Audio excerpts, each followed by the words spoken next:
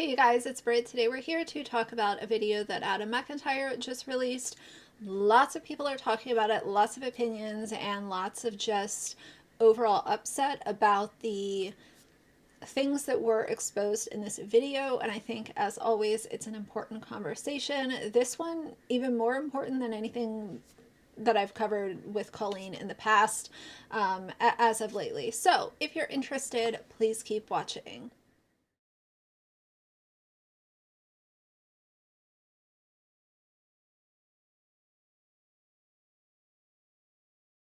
All right, you guys, so before we get into it, I want to just put something out there. You guys can keep it in mind during this video.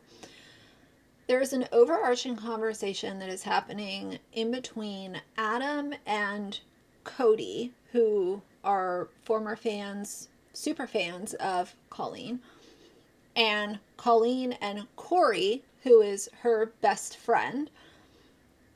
There's this conversation that I've seen happening where it's like, well, there's nothing wrong with YouTubers wanting to talk to their fans.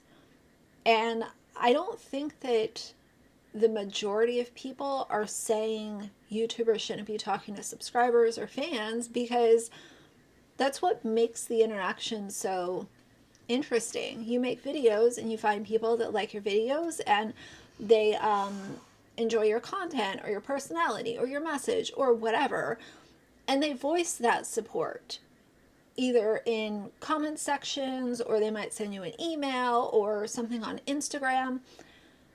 That's a really cool connection to make. But there's always a case-by-case situation. And in this situation, we're talking about a woman that was in her 30s having online friendships with children that were in between the ages of 14 and 17. So I really don't want it to come off as if I'm saying YouTubers shouldn't be talking to anybody, because I talk to my subscribers all the time. I talk to followers over on Instagram. Whether they agree with me, they kind of agree with me. I've even had conversations with people that have disagreed with me. But it's a two-way conversation, and that's just the way that it is. But if I ever knew that I was talking to somebody that was under the age of 18, I would immediately block them from my social media, because I want nothing to do with talking to people that are not adults. Even if they're really mature and whatever, don't care. I want nothing to do with it. So either way, YouTubers having conversations with subscribers is not the issue here. It is the age difference and the fact that these were literal children that she was having conversations and friendships with. That's the problem. All right, so in order to talk about what's currently happening, we need to rewind just a little bit to 2020. In the year 2020, Adam released a video called Colleen Ballinger, Stop Lying. That video, as of today, has 1.7 million views, which is a huge, huge, huge reach. And before we go any further, I just want to give you guys the likes to dislikes on that video, because as most of us know, Colleen has some very, diehard fans who defend every single little thing that she does. And speaking out against her takes not only confidence, but also you have to be able to ignore a lot of just like the nonsense jibber jabber that a lot of her fans come with. So his video, as of June 5th, has 63,000 likes to 38,000 dislikes. That part I do find, to just kind of confirm the way that her fandom moves around the internet. They will see one video, and this is literally somebody who was inappropriately having an online friendship with an adult, who that adult could have pulled out of that friendship and said, you know what, this really isn't right. I appreciate that you like my content and you're free to voice that on whatever platform you are active on, but I no longer want to be engaging behind the scenes with somebody that is not 18 years old. So in this video, he essentially goes over how he, had an online friendship with her that went to real life in some degrees because he was attending her Miranda Sings shows, helping her with content ideas, and eventually he worked his way up to having the password to her Miranda Sings socials, which I think is a really, really big deal. There are only a few people in my life that I would trust with my password to my social media. I mean, to put that kind of trust into a child, I think is a little far-fetched, but nevertheless, one of the big takeaways in this video that a lot of people walked away with just feeling gross about is how she and Corey sent this child lingerie as a quote joke. And I want to talk about that because we've had the conversation before. Comedy is subjective. Totally understand that. But when we're talking about something like this being labeled as satire or a joke or stop taking it so seriously kind of thing, that is unacceptable to me. Because if we're talking about an inappropriate connection between an adult and a child, nothing about that is satire, jokes, or calm down. It is creepy, wild behavior that should not be accepted, and it should be called out and not excused. Now, during this period of time when Adam released his first video in 2020, she did end up coming out and addressing everything. And she didn't really address a whole lot because she basically said that she didn't want to disrespect a child or the child's mother, and Adam's mother was a little bit involved in this, just, you know, trying to stand up for her son and say what was going on. And Colleen, you know, wanted to act like, oh, well, you know, I don't want to do anything to this child and I don't want to disrespect him or his mother, and I'm just going to, you know, quote, take the high road. That has now been disproven because she was literally working with another super fan to try to take Adam down. And she was giving very precise instructions on how this should be done, how she wanted it done. And she was, you know, calling his mother a bad parent and basically making Adam out to be the worst person on YouTube simply because he came out with this video. And I don't understand the narrating thing. The way that this could have gone is she could have acknowledged that Adam made a video, realized what it was, and owned up to the fact that she was having an inappropriate friendship online with a literal child. This is the whole difference between acknowledging that a video was made about you and being aware of it and, you know, maybe not liking it, versus working very closely with a super fan in order to construct an entire video. It's not just saying, oh yeah, this person made a video, didn't really like it, don't really like them, meh, whatever, move on to the next thing. This was egging on a super fan and directing exactly what kind of result she wanted. And she allowed this other super fan to come out with a video to try to denounce Adam's video and his story. Before I go into this next part, I just want to reiterate that in this period of time, we are talking about Adam, who was in between 14 and 16 years old, Colleen, who was in her 30s. This was somebody who was having conversations with Adam behind the scenes. Everything from trauma dumping to talking about her divorce to talking about her sex life with her new boyfriend while they were in Hawaii on vacation to a literal child.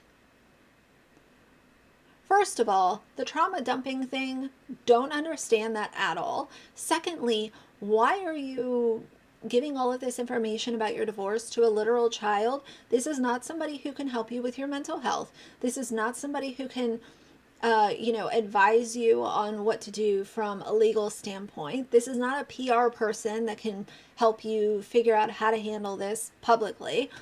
So I just don't understand, like, who do you think you are to literally dump all of this onto a child and think that none of this was ever going to come to light? Before I talk about the group chats, I want to talk about what is fandom. And the definition of fandom is: a fandom is a subculture composed of fans characterized by a feeling of empathy and camaraderie with others who share a common interest. And within this fandom, obviously, they all obsess and glorify and love Colleen to like a crazy level. I have people that really like my content, and I really, really appreciate that. When people send me messages or whatever saying, hey, I really like your content, or they leave comments supporting me, I appreciate that so much. But when we're talking about a fandom, it's people that will do absolutely anything. It's like, no, nothing is off limits. And that is where it gets really, really scary. Now, Colleen and Corey both had fandom chats filled with young teens and people that were fans of both of them, or, you know, Miranda or whatever. The name of the fandom group chat for Colleen was the Weenies, and Corey's group chat was called Corey's KLIT. Things that were going down in this group chat are appalling. They make me sick to my stomach to think that you were knowingly participating in these things in a group chat that was filled with teenagers. Everything from bullying to vulgar, sexual, pornographic videos being shared in Corey's specifically. Look at this. Corey, in a group chat with minors, by the way, called Corey's Clit, actively partaking in talking about literal sex videos with them. Someone being like, I'm almost 18, and he's engaging in a video that's sent of sex. Sex. How are you in a group chat called Corey's Clit, and you're in a group chat where someone's like, I'm almost 18, implying they're underage, they're sending porn, and you're responding with it?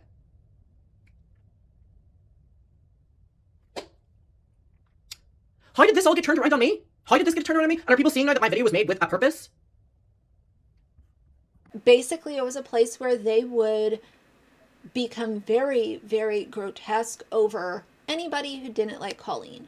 And I'm not talking about saying, you know, this person is stupid, or, you know, what an ignorant jerk, whatever. I am talking about bullying people very, very harshly for the way that they look. And it simply came from they didn't like Colleen.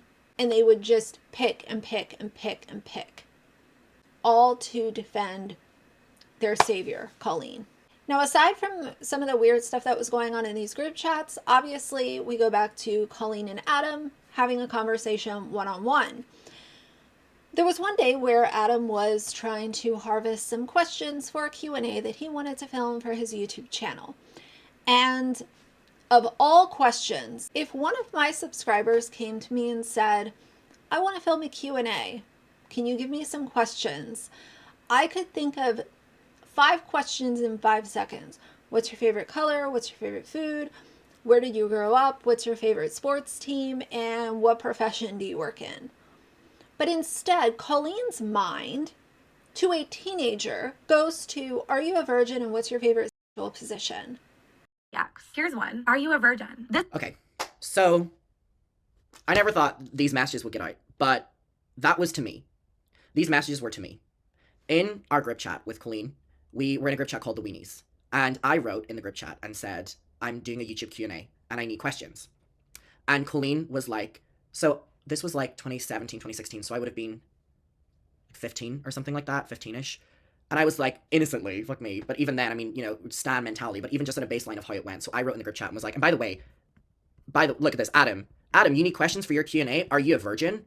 And then she goes on. This is Colleen in a group chat with children. They're called the Weenies. She goes, Adam, do you need questions for your Q&A? When my friends would be like, you know, what's your opinion on Mariah's new song or something? So she goes, are you a virgin? If you're in the Colleen Ballinger fandom, you know about this group chat. She's also asking. And she asked me what my favorite sex position is. Now, if that doesn't validate any of the stories that she would be talking openly about her sex with her ex-husband to me, then I don't know what will. Or speaking about, you know, sex with her, you know, boyfriend at the time whenever she was on her Hawaii trip. I don't know what will. That literally in a group chat of a lot of people, she was asking me questions about my sex life at 15. And by the way, these messages were not even leaked by me. Someone in that group chat started leaking all of this stuff because someone else in this chat knew that this was wrong. And I think now that, like, I'm 20, and I'm so embarrassed that, like, I was, like, ever engaging in this, and then I think on it, and I'm like, if I would have said it to myself, which is, like, the worst part about this, if I would have went back and said to myself, like, back then and been like, this is inappropriate, or this is rude, or whatever like that, I would have told you that, oh, but she's talking to me. You know, she's acknowledging me. Like, she, you know, all these people in the group chat, but I'm the only one that she's talking to. And I would have, justified it by being like, oh, but she wants to talk to me. To a literal child.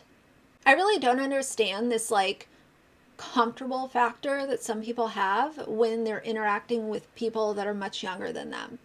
Because I get very awkward and I want nothing to do with a conversation with a teenager. I'll just check out and, go to the next thing. But with her, she was so comfortable with it, not only to allow it to happen, but also the topics and subjects that she would sit there and talk to Adam about is just mind-blowing to me. That's the mind-blowing part. Somebody might say, oh, well, she just wanted to be nice because he was helping her and one of her super fans. Which is still weird. It's not an excuse. But then how do you excuse all of the other stuff? Now, the parasocial aspect of this is very fascinating to me. Colleen would make sure that she checked in with these people that were in the group chat, and it was every single day asking them very specific questions, going out of her way to say, what do you have going on today? How are you doing? Blah, blah, blah, blah, blah. She would make these empty promises, like once she promised Adam to fly him out to VidCon because he was defending her and she, didn't do anything to stop the backlash that he was receiving. So she would just send a message and say, oh, well, I'll see you at VidCon. I'll have you come to VidCon and then we can talk about all of this. What a strange, strange dynamic. Now, the last thing I want to talk about is just the ego side of this, because what would happen is somebody would either make a bad comment or bad video or just announce that they don't like Colleen for whatever reason. What she would do is she would take that video, put it into the group chat, and amp people up and get them pissed off and ask them to go defend her. This is a really crazy thing because she was a big creator at this point already. And with big numbers comes people that don't like you. That's just the way the internet works. I talk about this all the time, so I'm not going to make this a really long-winded rant. I have a tiny channel, and I figured out very early on that there were just going to be people who don't like me because of my opinion, or the things that I say, or the things I don't say. And that's okay. They are allowed to make their videos, whether or not I disagree with the way that they're delivered or whatever. They can do that. Stick within terms of service, and anyone can make any video. I guess to me, it really confirmed what a big ego she has, because truly, most people understand this very simple concept of there are going to be people that come across you and just hate your guts. And that's just the way that they are. There's nothing you can do to fix it unless you shut down your channel and leave the internet. That is their, what would satisfy them. I always say, I've talked to some subscribers behind the scenes and stuff, and my motto or my mantra, whatever you want to call it, is if these things come across my radar, 99% of the time, people are better left ignored. Because half of them don't make any goddamn sense anyway. And if your content is truly fueled by hate, I want nothing to do with it. And there are times where you have to take the high road. That's just the way it is. It's part of being an adult. It's part of having a public presence. You got to take the high road and just keep moving.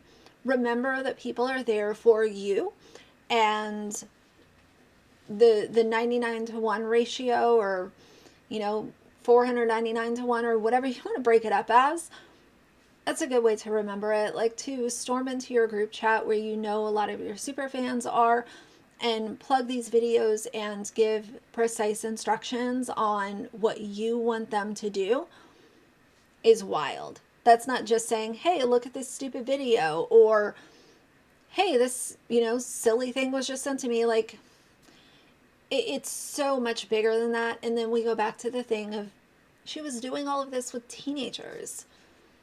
So I can't wait to see how the Ballinger fans are going to try to excuse this one. at a certain point, guys, like, you've got to realize, like, you can like Colleen and still hold her accountable for being inappropriate in a group chat with people that were under the age of 18. Both can happen at the same time. And I always say, if you're a real fan of somebody, with something like this, when it's this serious, you should want them to be held accountable. This is not normal behavior and it's not okay. And that's why I'm here to talk about it. But I'm going to go ahead and link Adam's video down below. If you guys want to watch it in its entirety, go ahead. But yeah, I feel for Adam. Whether you like his content or you like some of it or none of it, the issue still stands that, in my opinion, he was taken advantage of and mistreated when he was a child by Colleen. And I can only imagine all the crazy comments that he has received from her superfans, because I know a few of the ones that I've received are just wackadoodle time. You know what I mean? So either way, that's going to be it for now. If you like the video, please leave a like and a comment. And if you'd like to see more from me in the future, please subscribe. I'll see you guys soon. Bye.